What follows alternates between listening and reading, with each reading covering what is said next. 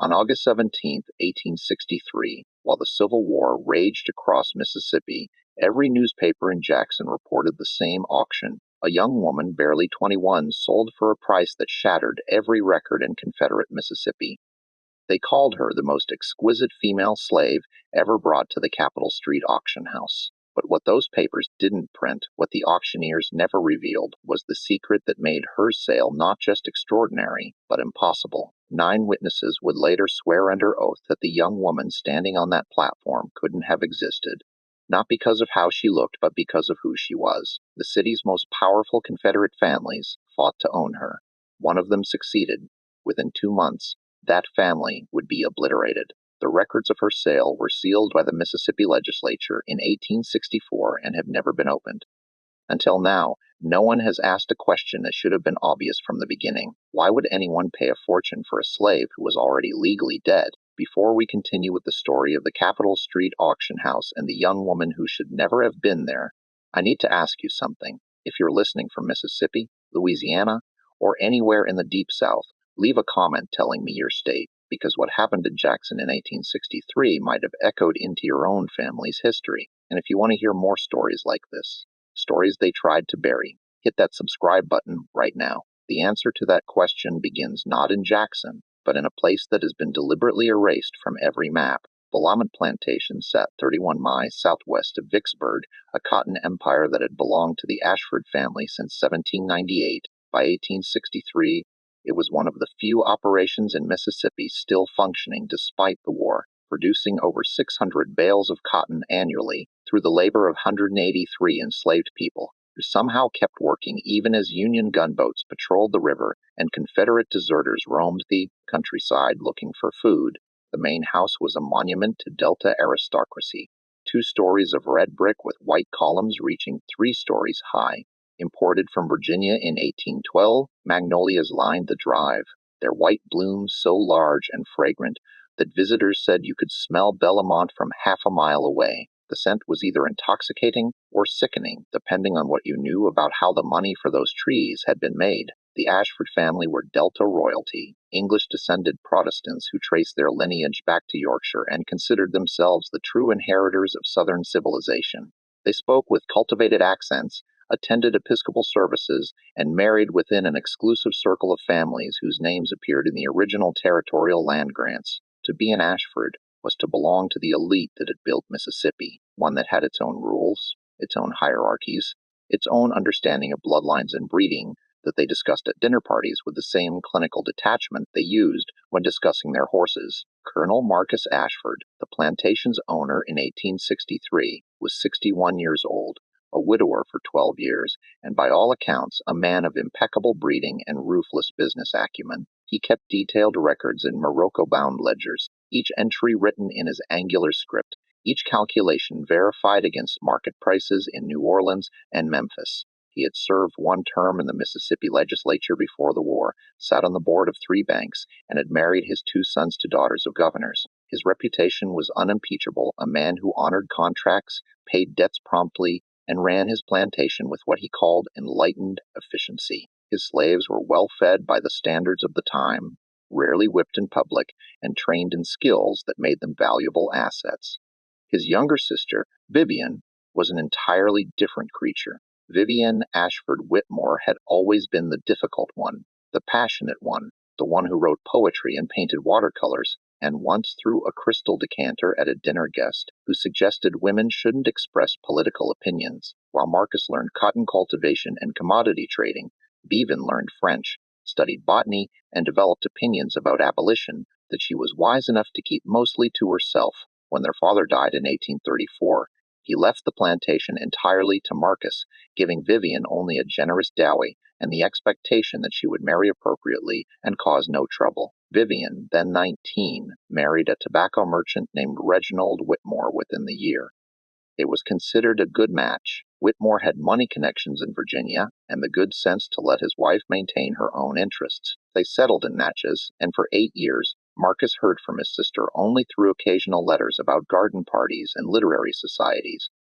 Then in 1842, Vivien did something unforgivable. She returned to Mississippi alone. No husband, no explanation. just Vivien and a young woman she introduced as her ward and companion. The letter announcing her return arrived in September, brief and deliberately vague. Marcus, I have left Reginald. The marriage was unsustainable. I have returned to Mississippi with my companion, Miss Catherine Sterling. We will be residing in Natchez. I do not require your approval, only your acknowledgement that I remain your sister, Vivien. What Vivien didn't mention, what Marcus discovered within days through the efficient gossip network of Mississippi society, was that Catherine Sterling was not what she appeared to be. She was beautiful. That much was immediately obvious to anyone who saw her. Petite, perhaps 53, with an extraordinary face that seemed to shift between classical beauty and something more exotic depending on the light. Her skin was pale, the kind of translucent paleness that suggested Northern European ancestry, with a hint of rose in her cheeks. Her hair was an unusual shade of auburn, almost copper in sunlight, worn in elaborate styles that suggested both wealth and careful attention. Her eyes were large and an arresting shade of gray-green, framed by dark lashes that needed no enhancement. But more than her appearance, it was her bearing that drew attention. She moved with a grace that suggested dance training, spoke in a soft, cultured voice with an accent that was difficult to place. Not quite Southern, not quite Northern, something refined and deliberately ambiguous. She wore expensive but understated dresses, played piano with genuine skill, and demonstrated knowledge of literature and current events that surprised anyone who assumed a young woman traveling as a companion would be uneducated. Natchez society was immediately fascinated and immediately suspicious.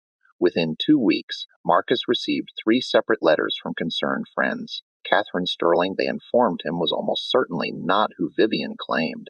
Her appearance suggested mixed ancestry, the texture of her hair beneath the elaborate styling, certain features that became more apparent in unguarded moments, a quality to her skin that experienced eyes recognized as indicating African heritage, however distant. If Catherine Sterling was indeed a person of color, even partially, then Vivien was violating every social convention by treating her as a companion rather than a servant. And if Vivien had brought her from Virginia, there were disturbing questions about how she had obtained her and what exactly their relationship was.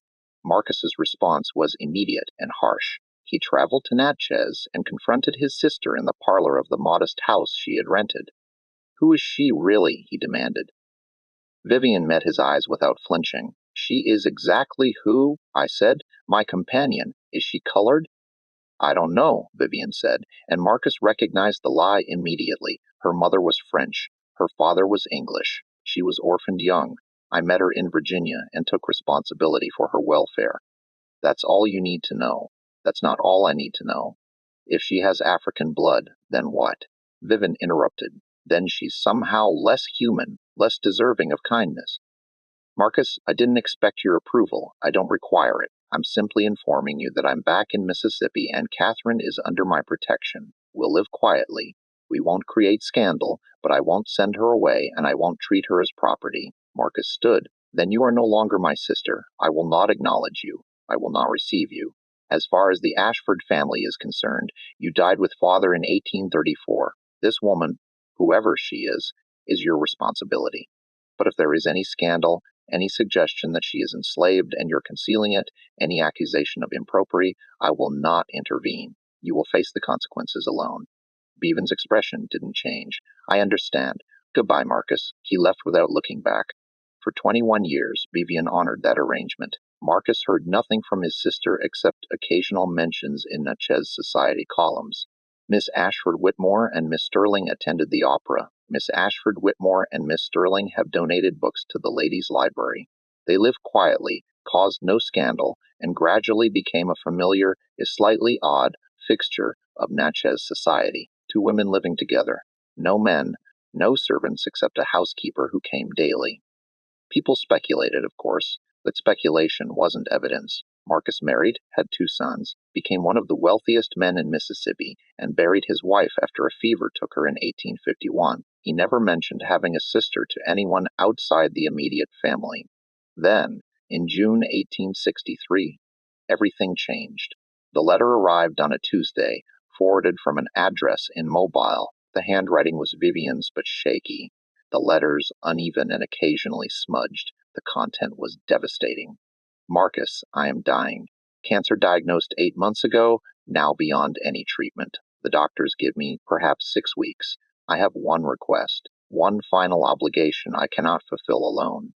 Catherine is 37 years old. She has lived with me for 21 years. She is educated, refined, capable of managing a household, skilled in music and needlework.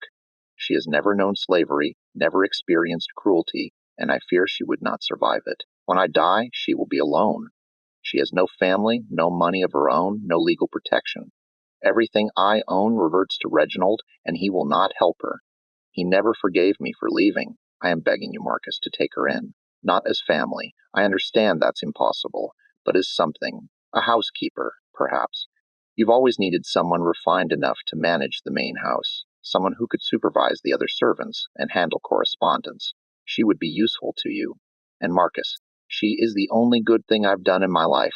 Everything else, the marriage, the rebellion, the years in exile, it was all selfish, all about my own pride. But caring for Catherine, protecting her, giving her a life where she could be safe and educated and treated with dignity, that was right. That mattered. Please, I am begging you, don't let her be sold to someone who will destroy her. She deserves better than that.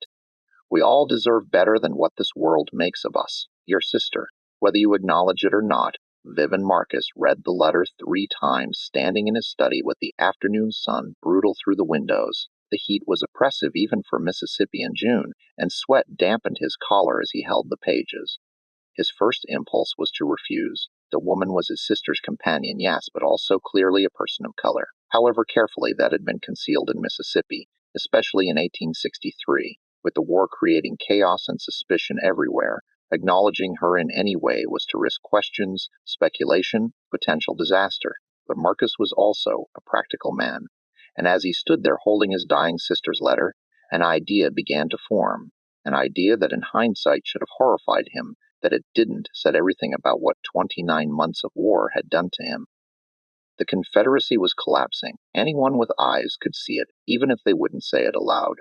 Vicksburg had fallen on July 4th. Union forces controlled the Mississippi River. Confederate currency was nearly worthless. Within a year, maybe 2, the entire system that had made the Ashfords wealthy would be gone. But until then, valuable property could still be sold. Premium slaves were commanding extraordinary prices from wealthy families trying to preserve their assets before the final collapse. And if Catherine Sterling was as beautiful and refined as Vivien claimed, if she could pass for white in the right circumstances, she would be extraordinarily valuable, not for field work, but as a status symbol, a piece of living art that would demonstrate a family's wealth and taste. Even as their world crumbled around them, he sat down and wrote a response. He would take Catherine when Vivien died. She should send notice when the end was near, and Marcus would come personally to collect her. He would make appropriate arrangements for her situation. He signed the letter, sealed it, and sent it express to Mobile. Then he sat alone in his study for a long time, thinking about opportunity and necessity, and the strange ways that war made certain decisions easier by making everything else impossible. Catherine Sterling arrived at Belmont Plantation on July 19, 1863, on a Saturday afternoon that was brutally hot even by Mississippi standards. Marcus had traveled to Mobile himself to collect her, bringing his most trusted overseer, a man named Dalton, and 2 house servants. Vivien had died 3 days earlier. The funeral had been small, attended mostly by women from the literary society and a few loyal friends who had ignored the whispers. Catherine had stood at the graveside in black mourning dress, her face veiled, her composure absolute. She hadn't cried, at least not where anyone could see. When Marcus arrived at the modest house in Mobile, where Vivien had spent her final weeks, Catherine was waiting in the parlor. She stood when he entered, her hands folded in front of her, her expression carefully neutral. "Connell Ashford," she said quietly. Her voice was cultured, soft, with that same indefinable accent that had always made people uncertain about her origins. "Thank you for coming. Miss Vivien spoke of you often in her final days. She hoped you would honor her request." Marcus studied her carefully, seeing what Vivien had protected for 21 years. Catherine Sterling was without question one of the most beautiful women he had ever seen. At 37, she should have shown signs of aging, but her face remained remarkably youthful. Her skin was flawless. that pale, translucent quality that suggested she had spent her entire life indoors, protected from sun and hardship. Her auburn hair was arranged in an elaborate style that must have taken an hour to create, suggesting both skill and access to help. She wore a morning dress of fine black silk, simple but expensive, fitted to emphasize a slender figure that spoke of regular meals and no physical labor. But what struck Marcus most was her bearing. She stood like a lady, moved like a lady, spoke like a lady. Everything about her presentation suggested refinement, education, privilege. If he had encountered her at a social gathering in Jackson or Natchez, he would have assumed she was the daughter of a prosperous merchant, or perhaps a widow of good family, except for one detail that a trained eye could detect: the almost imperceptible texture of her hair at the temples where the styling couldn't quite conceal it, and a certain quality to her bone structure that suggested mixed ancestry, however distant. In New Orleans or Charleston, she might have been classified as 1/8 African. In Mississippi in 1863, any African ancestry at all made her colored and therefore subject to enslavement if she couldn't prove her free status. And Catherine Sterling, Marcus knew from Viven's letters, had no documentation, no birth certificate, no baptismal records, no papers of any kind. She existed only in Viven's protection, and now Viven was dead. "Miss Sterling," Marcus said finally, his tone formal, "I'm here to fulfill my sister's final request. However, we must discuss the practical realities of your situation." Catherine's expression didn't change, but her hands tightened slightly. "I understand." "Do you?" Marcus stepped closer, studying her face. "My sister protected you from certain truths, I suspect, but those truths will determine your future, so we must address them directly. You are a woman of color, are you not?" A long silence. Then very quietly, "My grandmother was colored." "Yes, my mother was born enslaved in Virginia, but she was freed before my birth. I was born free. Do you have documentation proving that?" "No." The word was barely audible. "The papers were lost when my mother died. I was 6 years old. Miss Vivien took me in shortly after, when she was still married to Mr. Whitmore. She saved me from being sold to settle my mother's debts."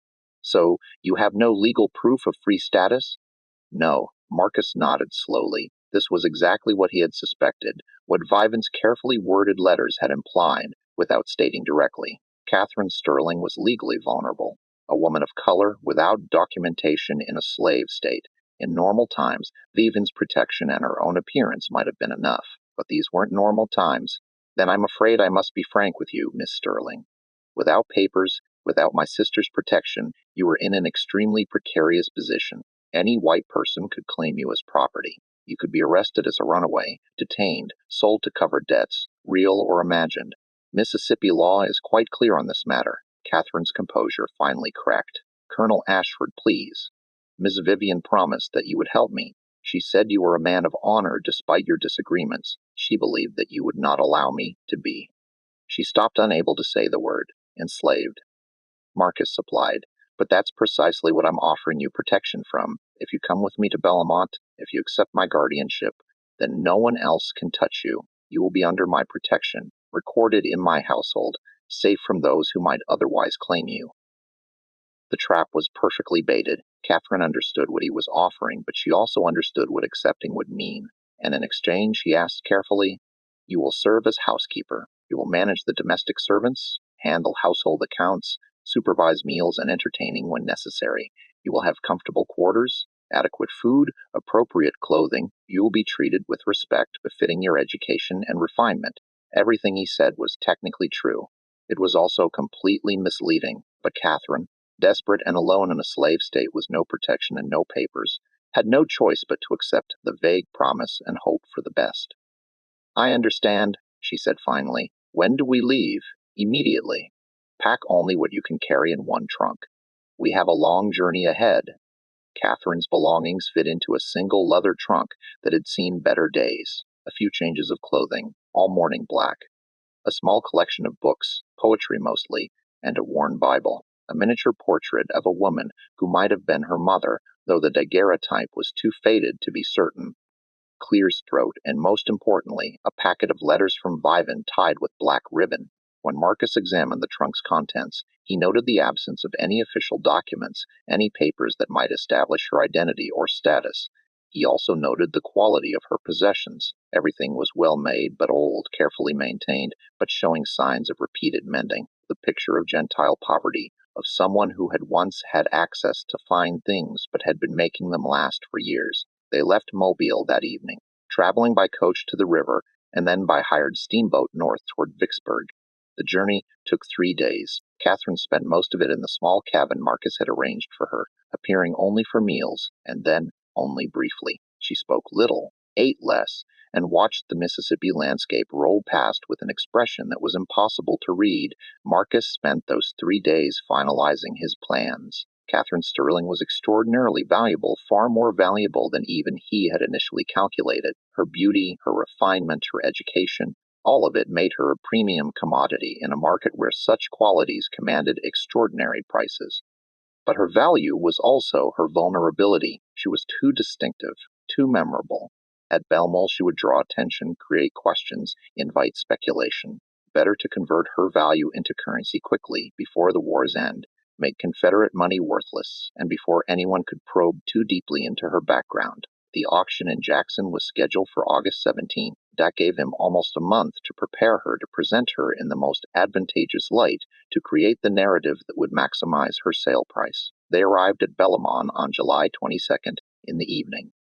The plantation was still impressive despite the war's deprivations. The main house maintained, the grounds kept, the cotton fields showing healthy growth. It was a testament to Marcus's management skills and to the labor of the 183 people he still controlled despite the chaos everywhere else. Catherine stepped out of the carriage and looked at the great house with its white columns and magnolia-lined drive, and for just a moment her carefully maintained composure slipped. Her face showed naked fear. "It's magnificent," she said quietly, and Marcus understood that she was trying to convince herself this might actually be a household, where she could work as a housekeeper, where Vivien's hope for her safety might somehow be realized. He said nothing. Better to let her hope last a few more hours. Marcus didn't take Catherine to the main house. Instead, he led her to a small cabin behind the kitchen building, one of several structures that housed the most valued house servants, the cook, the head housemaid, his personal valet. The cabin was better than the field quarters, but unmistakably not part of the main house itself. The cabin was simple. One room with a bed, a small table, a chair, a washstand, and a narrow wardrobe. A single window looked out toward the cotton fields. In the July heat, the room was stifling despite the open window. "This will be your quarters," Marcus said. "Someone will bring you food and water. We'll discuss your duties in the morning. Do not leave this cabin tonight. Do not speak to anyone. Do you understand?" Catherine looked around the cabin, then back at Marcus, and he saw the moment when understanding began to dawn. This wasn't housekeeper quarters. This was slave quarters. "Colonel Ashford," she said carefully, "Miss Vivien understood that I would serve as housekeeper. Surely the housekeeper would reside in the main house where I could properly supervise. We'll discuss arrangements tomorrow." Marcus interrupted. "For tonight, you need rest. The journey was long and you're in mourning. Stay here, I'll send someone with supper." He left before she could protest further, locking the door from the outside. It was a small lock, easily broken as she was desperate enough, but he suspected she wouldn't try. Where would she run? Belmont was surrounded by cotton fields and swampland 31 miles from Vicksburg, through territory that was increasingly dangerous with Confederate deserters and Union patrols. A woman alone, without papers, without money, without connections. She'd be captured within hours. That night, it was Delilah who brought food to the cabin. Delilah was the head housemaid, a woman of about 45 who had served the Ashford family since childhood. She was light-skinned herself, intelligent, and completely loyal to Marcus, because loyalty was her only path to the small privileges that made her life bearable. She knocked softly, and when Catherine opened the door, Delilah studied her with the assessing gaze of someone who had learned to read situations quickly. "Brought you supper," Delilah said, handing over a tray. Rice, beans, a piece of chicken, cornbread, simple plantation fare, not the refined cuisine Catherine would have eaten in Natchez. "Thank you," Catherine said. Her voice was hoarse, as if she'd been crying, though her eyes were dry. "I'm Catherine Sterling. Colonel Ashford's sister asked him to take me in as housekeeper after her death." Delilah's expression didn't change, but something shifted in her eyes. "That's so, yes. I'll be managing the household servants, handling accounts, that sort of thing. Perhaps tomorrow you could show me around the main house. Help me understand the current arrangements. There was desperation in Catherine's voice, a need to establish her role, to claim the position Vivien had promised. Delilah set the tray down on the small table. "Miss Catherine," she said quietly, "I don't think that's what the Colonel has in mind." "What do you mean?" "I mean you in a locked cabin in the quarters, not in the main house. I mean the way he looked at you when you arrived. I mean the fact that he already got a housekeeper that's me, has been for 12 years. Catherine went very still. "Then what am I?" Delilah looked at her for a long moment, her expression a mixture of pity and something harder. "I think you, whatever the Colonel decides you are, and I think you better prepare yourself for that." She left before Catherine could respond, and Catherine heard the lock turn again from the outside. Catherine didn't sleep that night. She sat at the small table and tried to think through her options. She could refuse whatever Marcus proposed, could demand to leave, could threaten to expose his deception. But expose it to whom? She had no allies, no legal standing, no documentation. In Mississippi in 1863, a woman of color without papers wasn't a person filing a complaint. She was property waiting to be claimed. She could try to escape, could attempt to reach Union lines, could hope for protection from federal forces, but the Union Army was unpredictable in its treatment of escaped slaves and refugees. Some commanders helped, some didn't, and the journey to Union lines would take her through dangerous territory where any number of threats awaited a woman traveling alone. Or she could cooperate, could hope that Marcus's promises had some truth to them, could believe that her situation might somehow stabilize into actual employment rather than enslavement. That last option felt like self-delusion, but it was also the only path that didn't involve immediate disaster. When morning came, Catherine had made her decision. She would cooperate, at least until she understood exactly what Marcus intended. She would look for opportunities to establish her status, to create documentation, to build connections, and if none of that worked, she would find a way to escape. But she would not go quietly into slavery, not after 37 years of freedom, not after everything Vivien had sacrificed to protect her. Marcus summoned Catherine to his study at 8-member team. The study was impressive.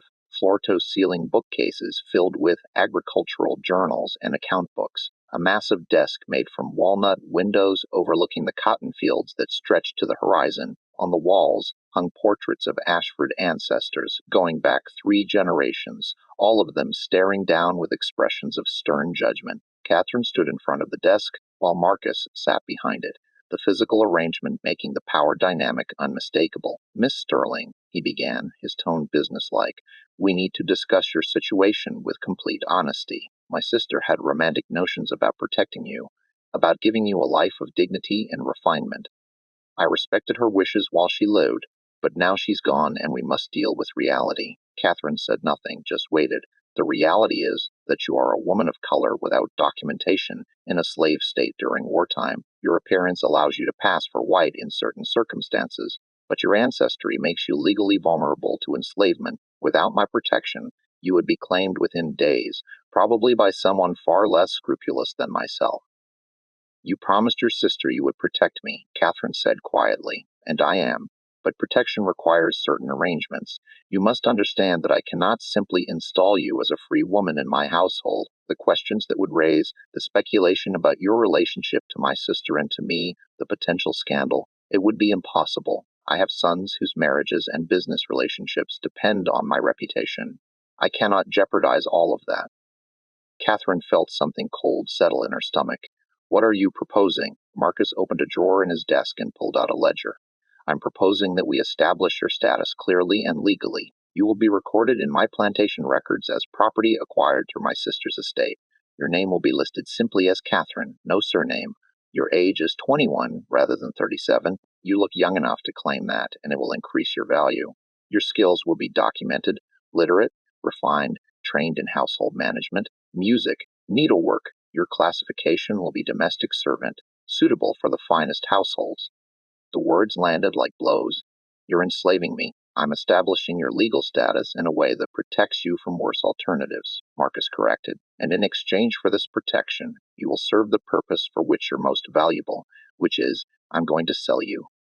He said it flatly without emotion. "There's an auction in Jackson on August 17th. Premium slaves are commanding extraordinary prices as wealthy families try to preserve their assets before the final collapse. Someone with your appearance and refinement will sell for a fortune, possibly setting a record."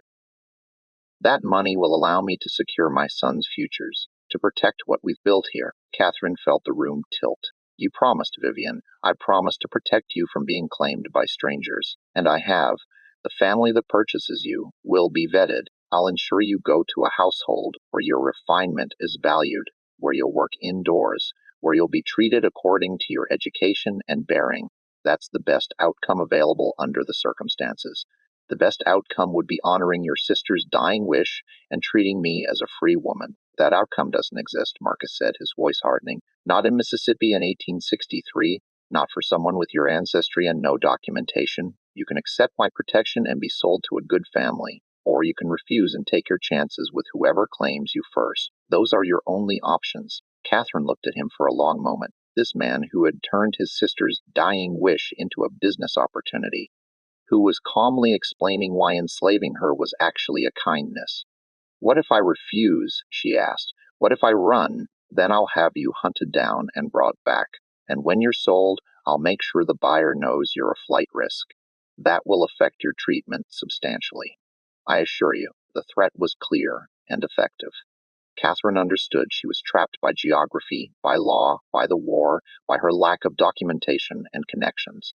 Marcus held all the power, and he knew it. When do I begin? She asked finally, the words tasting like poison. Today. I need to prepare you for the auction. You'll need appropriate clothing, proper styling, coaching on how to present yourself. We have 3 weeks. That's enough time to create the perfect presentation. He began writing in the ledger, speaking aloud as he did, acquired July 22nd, 1863, through the estate of Vivien Ashford Whitmore. One female, aged 21, named Catherine, light-complexioned, highly educated, trained in all domestic arts, suitable for only the finest households. Estimated value, $4,000. He looked up at Catherine. Now you exist in my records. Your presence here is explained. Your future is secured as much as possible. This is, I believe, the best arrangement either of us could hope for under the circumstances. Catherine felt something inside her break, not completely, but crack like glass under pressure. May I ask one question? Of course. Did you ever intend to honor your sister's request, or was this always your plan? Marcus was quiet for a moment, and something that might have been regret flickered across his face. I intended to do what was necessary to survive this war and protect my family. Everything else is sentiment, Miss Sterling, and sentiment doesn't survive what's coming. For 3 weeks, Catherine lived in a state of suspended disbelief. She cooperated because resistance seemed pointless, because she kept hoping some opportunity for escape would present itself, because the alternative to hope was despair that felt too dangerous to indulge. Marcus hired a woman from Vicksburg, a French dressmaker named Madame Rousseau, to create appropriate clothing. Catherine was measured, fitted, dressed in styles designed to emphasize her beauty while suggesting refinement rather than sexuality. Pale colors that complemented her skin. Simple but elegant designs, nothing too elaborate or attention-seeking. The goal was to present her as a valuable asset, a living work of art that would elevate any household fortunate enough to acquire her. Delilah was assigned to help with Catherine's hair and general presentation. She taught Catherine how to arrange her auburn locks in styles that concealed the texture that might reveal her ancestry, how to move in ways that emphasized grace, how to keep her expression neutral and pleasant regardless of what she felt. You got to think of it like acting, Delilah said one afternoon while practicing different hairstyles. You playing a part, the beautiful, refined, perfectly trained servant who's grateful for the opportunity to serve in a fine house. You play that part well enough at the auction, you might get bought by someone who will treat you decent. And if I don't play the part well, Delilah's hands paused in Catherine's hair, then you get bought by someone who wants to break you, someone who will see your education and refinement as a challenge. Better to be underestimated, Miss Catherine. Better to seem grateful and compliant than proud and difficult. Catherine absorbed this advice, understanding that Delilah was trying to help in the only way she could, by teaching her how to survive in a system that neither of them could escape. The other enslaved people at Belmont didn't know what to make of Catherine. She looked white, spoke like a lady, lived in separate quarters, and received treatment that seemed preferential, but was clearly preparation for something. Some were kind to her. A man named Joshua, who worked in the stables, brought her wildflowers once, saying they reminded him of her hair. An elderly woman named Aunt Ruth who helped in the kitchen, smuggled her extra food when no one was looking. Others avoided her, resentful of her appearance and uncertain about her status. She existed in a category that didn't make sense and that made people uncomfortable. Catherine navigated this carefully, accepting kindness when offered, but never presuming on it, understanding that she was an outsider even among the enslaved, because she had lived 37 years as a free woman, and it showed in everything she did. She wrote letters, long, detailed letters, to no one in particular, documenting everything that had happened since Vivien's death. She wrote about Marcus's deception, the confiscation of her status, the planned auction. She wrote, knowing the letters would probably never be sent, never be read, but needing to create some record that she existed as more than property. She hid the letters in the lining of her trunk, sewn into a hidden pocket she created late at night by candlelight. They were her only rebellion, her only assertion of selfhood in a situation designed to erase her. On August 10th, 1 week before the auction, Marcus informed Catherine that they would travel to Jackson in 3 days. She would be housed at the Capitol Street auction house itself in one of the secure rooms where premium property was kept before sale. "The auction house is expecting you," he said. "I've provided them with your documentation. They understand you're an exceptional offering and will treat you accordingly. You'll be well cared for before the sale." "How generous," Catherine said, her voice carefully neutral. Marcus looked at her sharply. "I would advise you not to develop a sharp tongue, Miss Sterling. It will not serve you well with potential buyers. Refinement is valuable. Insolence is not." "I understand perfectly, Colonel." The journey to Jackson took 2 days. Catherine traveled in a closed carriage with Delilah as a companion, while Marcus and Dalton, the overseer, rode separately. It was August in Mississippi, brutally hot, and the roads were rough from recent rains and neglect during the war years. Catherine watched the landscape roll past, cotton fields, pine forests, small settlements that looked half abandoned, occasional glimpses of Union patrols in the distance. The Confederacy was dying. Everyone could see it, but it was dying slowly, violently, and institutions like slavery continued functioning even as the system that supported them crumbled. They arrived in Jackson on August 15th in the late afternoon. The city was crowded despite the war. Merchants, soldiers, refugees, opportunists, all of them trying to survive or profit from the chaos. The Capitol Street auction house was a substantial brick building in the center of the commercial district, impressive and permanent looking despite everything collapsing around it. Catherine was taken to a room on the second floor. Not exactly a cell, but not a guest room either. It had a bed, a washstand, a small table, and barred windows that looked out onto the street. The room was clean and relatively comfortable, designed to keep valuable property in good condition before sale. "You'll stay here until the auction," Marcus said. "Someone will bring meals. The auction house staff will help you prepare tomorrow. Bathing, dressing, final styling. The auction begins at 10 sound on the 17th. You'll be presented at approximately 11,000 after some preliminary sales, but early enough that the crowd is still fresh and engaged." Catherine sat on the edge of the bed and looked at him. "Colonel Ashford, I'm going to ask you one last time to reconsider. Honor your sister's memory. Let me go. I've honored her memory by ensuring you'll be sold to the best possible household. That's more than most people in your situation receive. I'm not in my situation. You put me here. No, Miss Sterling, history put you here. I'm simply working within the constraints history has provided. Everything else is sentiment." He moved toward the door. "I'll see you at the auction. I recommend you use these next 2 days to prepare yourself mentally. What happens at that auction will determine the rest of your life. Make sure you understand how to present yourself properly." He left, and Catherine heard the lock turn. For 2 days, Catherine existed in a strange limbo. The auction house staff, all of them enslaved people themselves working in the grotesque industry of human sales, were kind to her in small ways. They brought good food, helped her bathe, arranged her hair, treated her with a difference that suggested they recognized she was different from most people who came through these rooms. A young woman named Pearl, who worked as a domestic at the auction house, spent time talking with Catherine on the evening of the 16th. "I've seen a lot of people come through here," Pearl said while brushing Catherine's hair. "But you different. You don't belong here." "None of us belong here," Catherine said quietly. "That's true enough, but most folks been enslaved their whole lives. They know how to survive it. You." Pearl paused. "You got that look like you still free in your head. That's dangerous, Miss Catherine. That kind of thinking make you do something desperate at the wrong time. What would you do in my situation?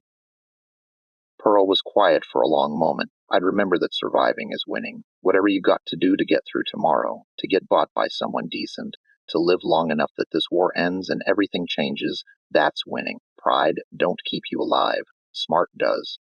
Catherine absorbed this wisdom, understanding that Pearl was trying to help her survive. But she also understood something Pearl might not, that there were things worse than death, and spending the rest of her life enslaved after 37 years of freedom might be one of them. That night, Catherine made a decision. She wouldn't go silently to the auction block.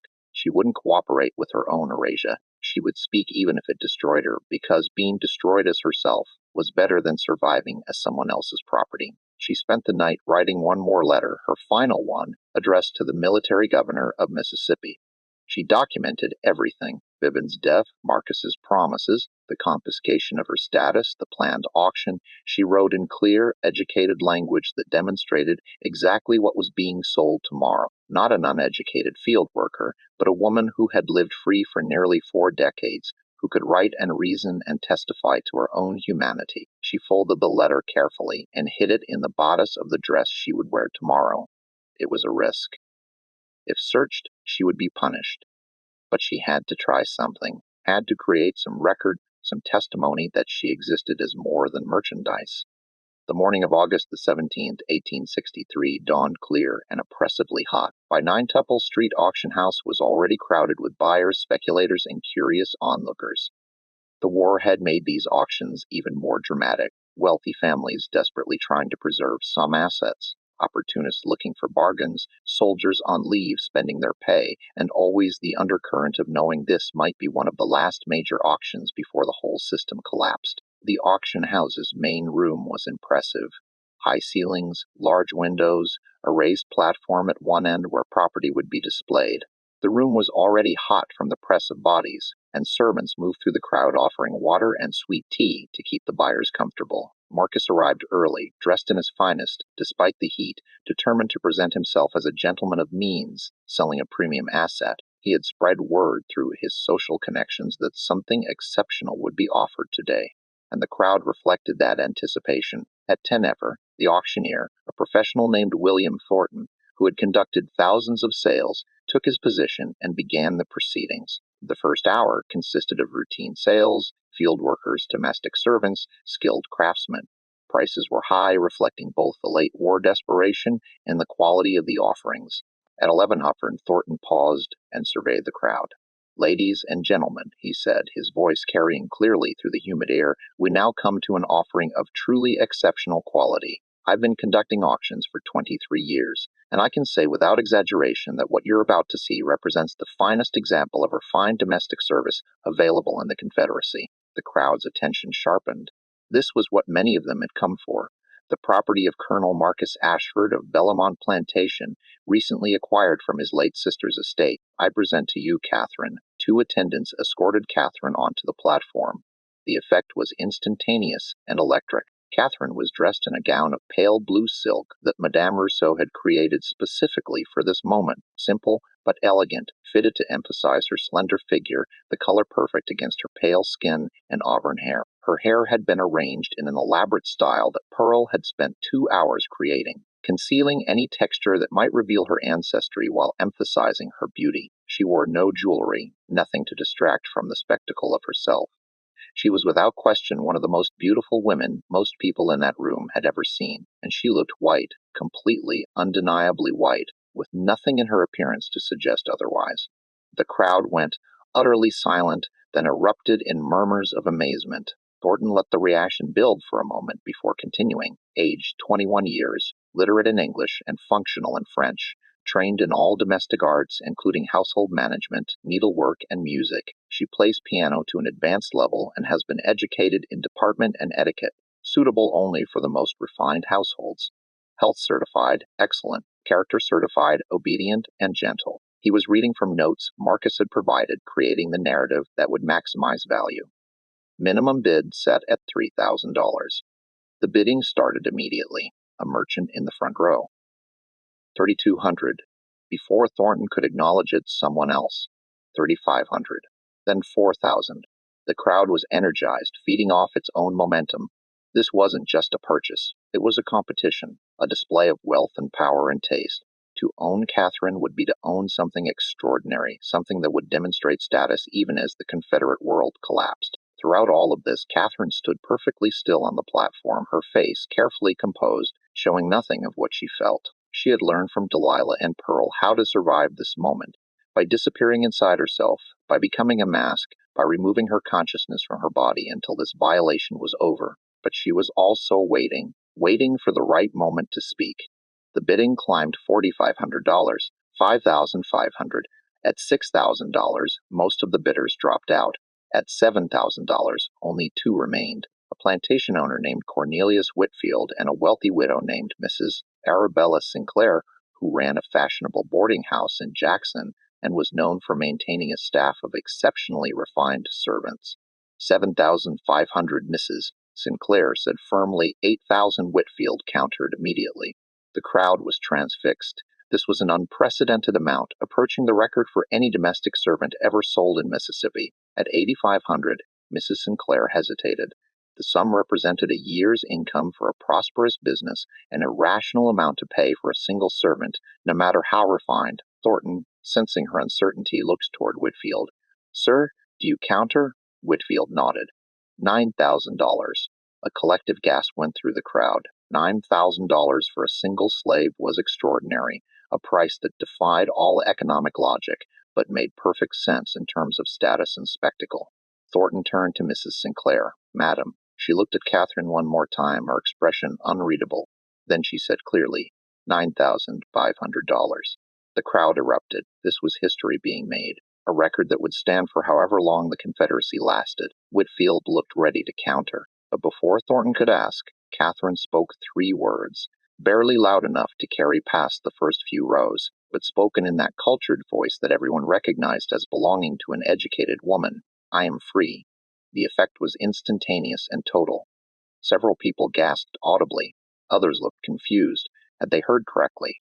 Marcus's face went white, then flushed an angry red. Dalton moved toward the platform, but Thornton held up his hand, stopping him. In 23 years of conducting auctions, he had never had property claim freedom from the block. "Silence," Thornton said sharply. "You are not permitted to speak." Catherine turned her gray-green eyes directly on the auctioneer. When she spoke again, her voice was clearer, stronger, carrying across the stunned room with perfect clarity. "My name is Catherine Sterling. I am the ward of Vivien Ashford Whitmore, who died in Mobile on July 16th of this year. I lived as a free woman in the Natchez, Mississippi for 21 years under Miss Whitmore's protection. I was born free. I have never been enslaved. Upon Miss Whitmore's death, Colonel Marcus Ashford promised her he would provide me refuge and employment as a housekeeper. Instead, he confiscated my status and fraudulently entered me into his records as property. Under Mississippi law, I cannot be legally enslaved. I am free. This sale is a fraud, and everyone participating in it is complicit in an illegal act." The silence that followed was absolute and suffocating. For perhaps 5 seconds, no one moved. No one breathed. No one breathed. The room might have been frozen in time. Then chaos erupted. Marcus lunged toward the platform, shouting that Catherine was delusional, that she was the daughter of his sister's slave and had been raised with foolish notions about her status. Thornton stepped back from the podium, clearly unsure of his legal ground. Several men in the crowd began arguing loudly, some insisting the sale should be stopped immediately until Catherine's claims could be investigated, others maintaining that a slave's testimony was worthless and the auction should continue. Mrs. Sinclair had gone very pale and was speaking urgently to a man beside her, apparently her lawyer. Whitfield was demanding to see documentation, any documentation that would clarify the situation. In the middle of this chaos, something remarkable happened. A man in Union officer's uniform pushed through the crowd to the platform. He identified himself as Captain James Morrison, Provost Marshal for the military district of Jackson. His voice, trained to command troops in battle, cut through the noise. "This auction is suspended immediately by order of the military governor. This woman's status requires investigation before any sale can proceed." The effect was explosive. Thornton looked at the officer, then at Marcus, then at Catherine, clearly calculating his own liability. If Catherine was truly free and this sale proceeded, everyone involved could face federal prosecution. But if Catherine was not free and the sale was stopped, Marcus and the bidders would have grounds for complaint against the auction house. Marcus, recovering from his initial shock, produced documents from his jacket. The plantation ledger entry he'd created showing Catherine recorded as property acquired July 22nd. "She is confused," he said, his voice tight with controlled anger. "My sister kept a slave named Catherine, the daughter of one of her household servants. She educated this woman as a charitable act, and unfortunately it filled her head with impossible ideas. She genuinely believes she's free, but she's mistaken. I have documentation proving she's property legally acquired from my sister's estate." Captain Morrison examined the ledger entry, then looked at Catherine. "Miss, do you have any documentation supporting your claim?" Catherine felt time slow down. This was the moment. Everything depended on what happened next. "No, sir," she said clearly. "Colonel Ashford confiscated my personal papers when I arrived at his plantation, but I can provide testimony about my life in Natchez, names of people who knew me as Miss Whitmore's companion, details about my education that no enslaved person would possess. I can write in both English and French. I can discuss literature, music, history. I can demonstrate that I am exactly who I claim to be, a free woman fraudulently enslaved by a man who saw opportunity in his dying sister's final request." Morrison turned to Marcus. "Colonel, if you have documentation proving this woman's enslaved status, present it now. If such documentation exists, we'll proceed accordingly. If it doesn't, this woman will be removed from this auction and held in federal custody pending full investigation." Marcus's face went through several expressions in rapid succession: anger, calculation, fear. He had the ledger entry, but that proved only that he had recorded Catherine as property. It didn't prove she had actually been enslaved before he recorded her, and now there was a Union officer involved, federal authority that could expose everything. He made a decision. "The documentation is at Belmont Plantation," he said. "Original bills of sale, records of birth, everything necessary to prove her status. If Captain Morrison requires it, I can produce it within 3 days." It was a gamble. He was buying time to either produce forged documents or to find some other solution to this disaster. Morrison nodded slowly. "Then this auction is suspended pending presentation of that documentation. Miss Catherine Sterling," he used her full name deliberately, "will be held in federal custody at the military headquarters until this matter is resolved. All bids are voided. This sale will not proceed today." Two Union soldiers who had apparently accompanied Morrison stepped forward. They didn't shackle Catherine, which was telling. They weren't certain she was enslaved, which meant they had to treat her as potentially free. As Catherine was escorted off the platform, she passed Marcus. Their eyes met, and she saw in his expression a complicated mixture of rage and something that might have been grudging respect. She had destroyed his plan, exposed his fraud, and cost him $9,500 in a single moment of courage. She said nothing.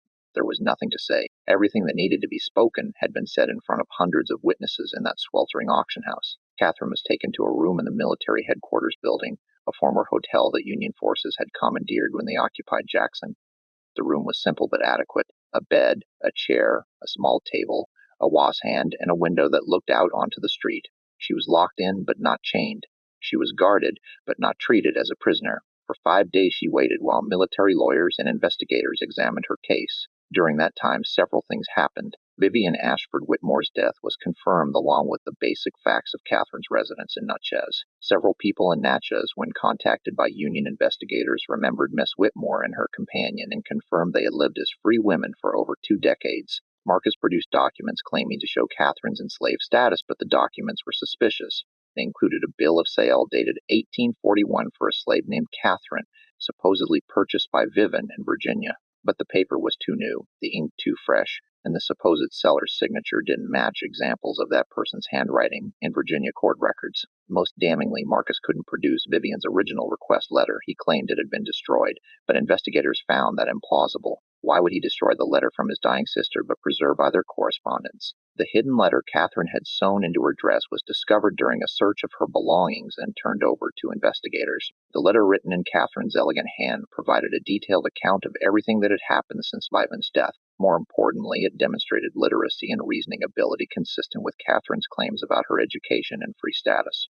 On August 22nd, Captain Morrison issued his finding. The determination was careful, legalistic, and devastating to Marcus. Based on available evidence, including testimony from Natchez residents, analysis of Colonel Ashford's documentation, and Miss Sterling's demonstrated education and capabilities, this office finds insufficient evidence to support Colonel Ashford's claim of prior enslavement. While definitive proof of Miss Sterling's free status is unavailable due to the destruction of relevant records, the preponderance of evidence suggests she lived as a free woman under Miss Whitmore's protection for at least 2 decades.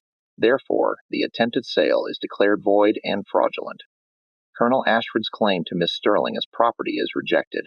Miss Sterling is remanded to the custody of the Provost Marshal's office pending final determination of her status by higher military authority. Furthermore, Colonel Ashford is hereby notified that fraudulent enslavement of free persons is a criminal offense under federal law and military regulations. Should Miss Sterling's free status be definitively established, prosecution may follow.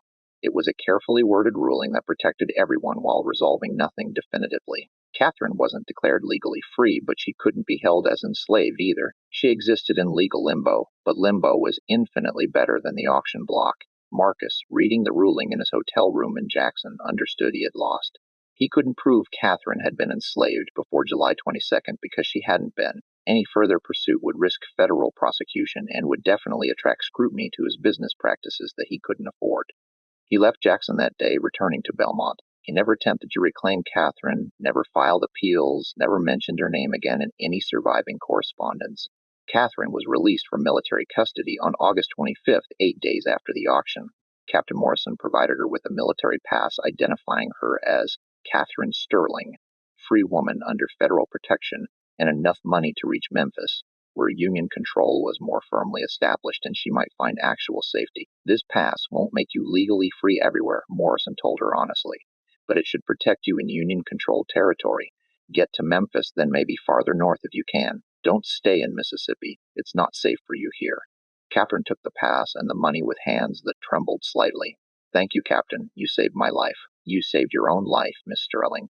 Most people in your situation would never have spoken up. They would have gone to that sale silently and disappeared. You refused to disappear. Catherine smiled, but there was no happiness in it. I've been disappearing for 37 years, Captain, passing for white, hiding my ancestry, living under someone else's protection. I'm tired of disappearing. If I'm going to be destroyed, at least let it be as myself. She left Jackson the next day, traveling by military transport to Memphis. What happened after that is where history blurs into mystery. Some records suggest a woman named Catherine Sterling worked as a school teacher in Ohio in 1865, teaching freed slaves to read and write. A pension application filed in Illinois in 1889 lists a Catherine Whitmore Sterling, born approximately 1826, occupation educator, but provides no other details. A photograph from the 1870s found in a Chicago Historical Society collection shows an elderly woman identified only as CS teacher whose face bears a striking resemblance to descriptions of Catherine Sterling from the 1863 auction. But these are fragments, possibilities, not certainties. Catherine Sterling disappeared into the chaos of war and Reconstruction, and if she survived, if she built a new life somewhere under her own name or a new one, she left almost no trace. What is documented is this. Marcus Ashford never recovered from the scandal. His reputation was permanently damaged. Several business partners quietly severed connections. The story of the fraudulent auction spread through both Union and Confederate circles. The man who tried to sell his own sister's ward, who forged documents and nearly got away with it until the victim spoke up. That story had power, and it destroyed him socially, if not financially. In 1866, with the war over and the plantation system collapsing, Marcus sold Belmont and moved to Texas, trying to start over. He died there in 1871, relatively young at 69, of what his doctor called nervous exhaustion and melancholia. His surviving letters from those final years mention nightmares about auctions and a woman with gray-green eyes who wouldn't stop speaking.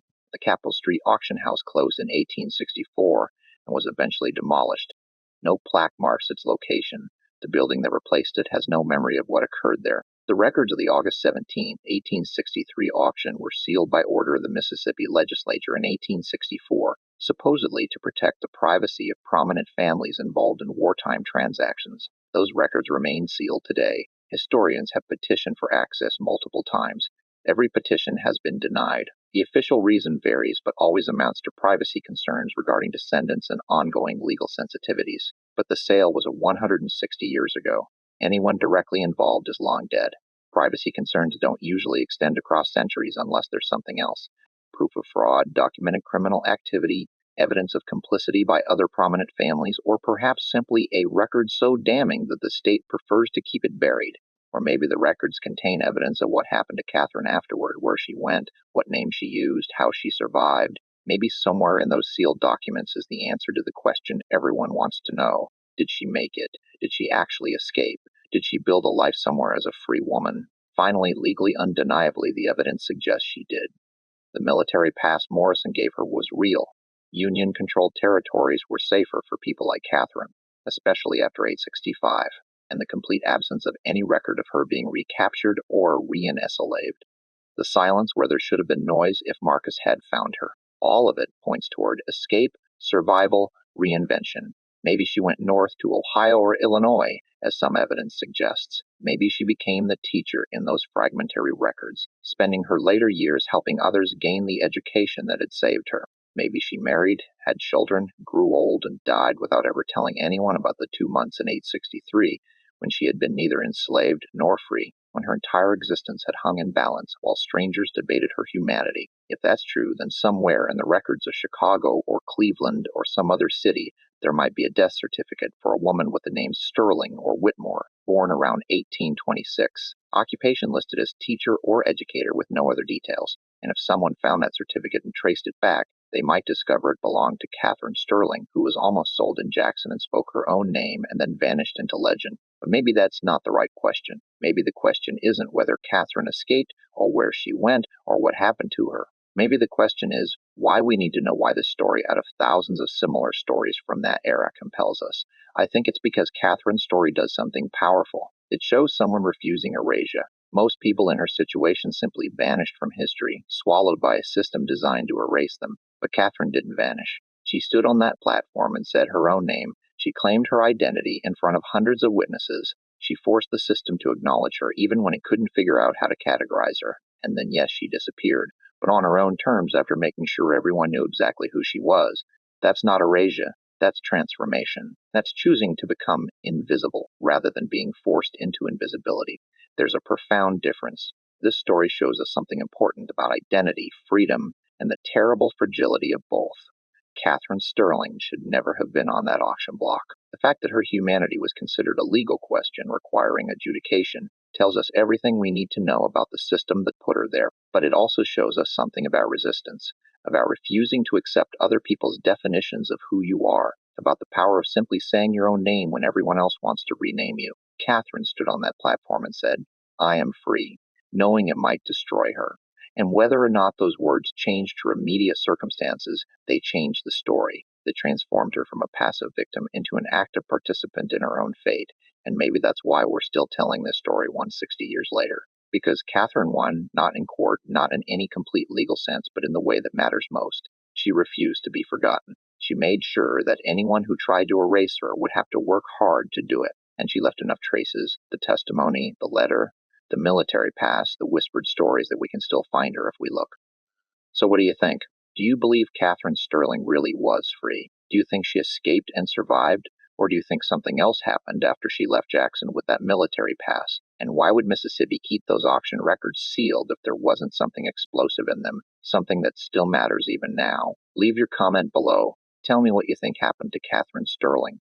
And if you enjoyed this story, this mystery they tried to bury, then subscribe to this channel, hit the notification bell, share this video with someone who loves historical mysteries, stories about people who fell through the cracks of history, stories that someone wanted erased because every view, every share, every comment helps bring these forgotten voices back to life. And maybe somewhere in some sealed record or dusty archive, the full truth about Catherine Sterling is still waiting to be found.